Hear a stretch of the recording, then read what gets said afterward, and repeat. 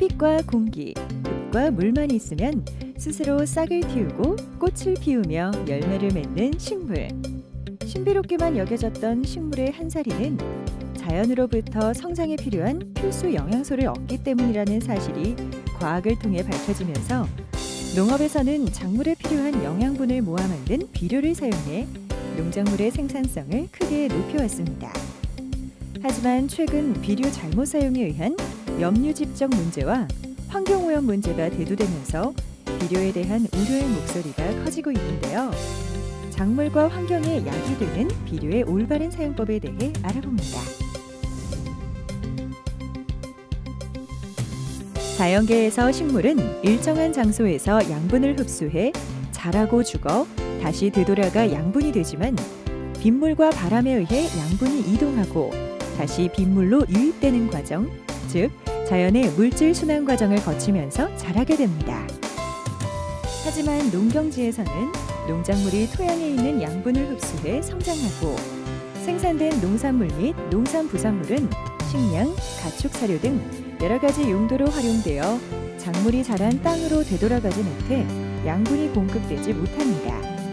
특히 우리나라 토양은 화강암이 풍화돼 생성된 산성 토양이 전체 농경지의 70% 이상으로 작물이 잘 자라기 어렵기 때문에 좁은 농토에서 많은 인구를 먹여 살려야 하는 현대 농업에서는 토양 관리를 잘하고 거름을 잘 줘 비옥하게 해야 합니다.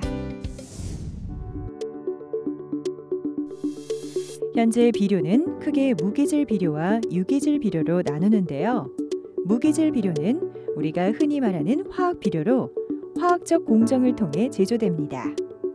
대표적인 무기질 비료에는 질소질 비료, 인산질 비료, 칼리질 비료, 미량 요소 비료 등이 있습니다.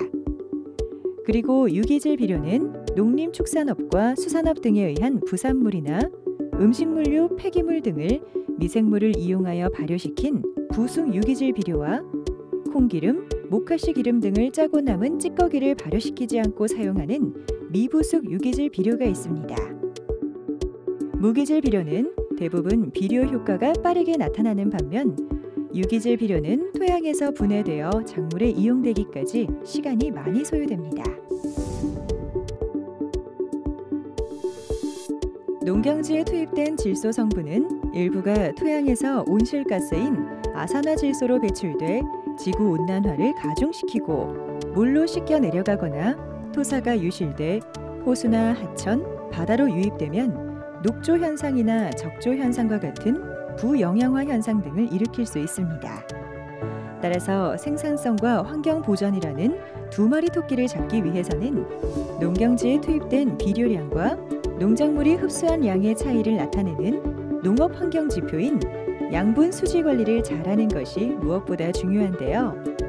기본적으로 농경지에 사용된 비료는 농작물의 영양소로 모두 사용돼 농경지 밖으로 유출되지 않도록 하는 것이 수량도 올리고 환경오염도 예방하는 환경보전 농업기술입니다. 토양 검정은 농업인이 토양 시료를 채취해 농업기술센터에 분석 의뢰를 하면 토양 중 양분 함량을 분석하고 그 농경지에서 재배하려는 작물에 필요한 비료 사용량을 무료로 처방해 줍니다. 이러한 비료 사용 처방서는 스마트폰이나 데스크탑 컴퓨터로도 흑토람 사이트에서 조회할 수 있는데요. 흑토람 사이트의 비료 사용 처방서는 다양한 이용자에게 논밭, 과수원, 시설 재배지의 토양 특성과 비료 사용 추천량을 쉽게 알 수 있습니다. 이용 방법은 첫째, 먼저 흑토람 홈페이지에 접속해 비료 사용 처방서를 선택합니다. 둘째, 분석하고자 하는 지역과 직원을 입력합니다. 셋째, 작물 유형과 작물을 고르면 토양의 양분 함량에 따른 비료 사용 처방서가 발급됩니다. 작물은 토양 산도가 약산성에서 중성을 띌 때 필요한 영양소를 가장 잘 흡수합니다. 따라서 토양 검정 결과 산성 토양의 경우 석회질 비료를 사용해 작물에 알맞은 약산성 또는 중성 토양으로 개량해 줘야 합니다. 또 토양 검정 결과에 따른 재배 작물에 알맞은 비료량은 작물 종류와 생육 단계에 따라 다르기 때문에 작물의 특성에 따라 밑거름으로 주거나 웃거름으로 주면 되는데요.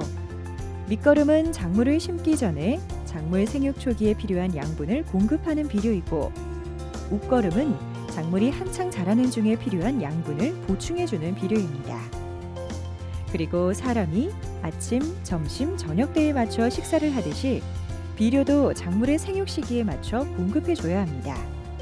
또한 기력이 쇠한 사람이 링거 주사를 통해 힘을 얻게 해주듯이 쇠약한 작물도 영양소가 들어있는 비료 희석액을 물에 녹여 잎에 뿌려주는 옆면 비료를 살포해주는 방법으로 활력을 찾게 해주기도 합니다. 토양을 건강하게 하고 작물의 생산량을 늘리기 위해서는 비료 사용 3가지 원칙을 잘 지키는 것이 중요합니다. 하나, 수확 체감의 법칙입니다.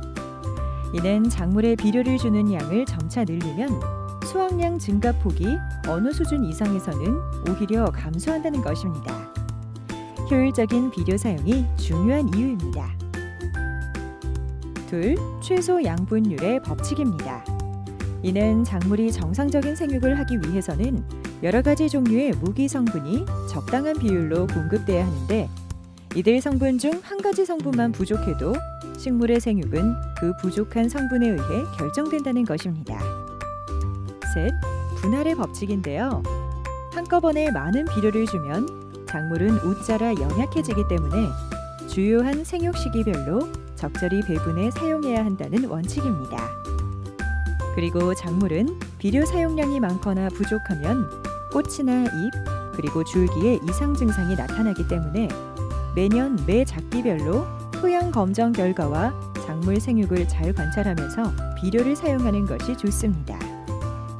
간편한 방법으로는 토양 검정에서 30분 이내에 측정이 가능한 염류 농도는 토양 중 양분이 많고 적음을 나타내고, pH는 식물지의 양분 흡수가 상태를 나타내므로 이를 먼저 파악하고 비료를 추가로 줄 것인지, 토양 양분을 식물이 잘 흡수하게 도와주는 것이 우선적인지를 판단하는 것이 매우 중요합니다. 적은 노동력으로 높은 생산성을 가능하게 하는 비료. 하지만 과다한 사용은 유한한 자원인 환경과 자원을 낭비하는 일인데요. 이제 작물을 재배하기 전에는 토양 검정을 통해 토양의 특성을 충분히 이해하고 비료 사용 기준을 지켜야만 작물의 생산성과 환경을 지속적으로 보존할 수 있다는 사실 꼭 기억하세요.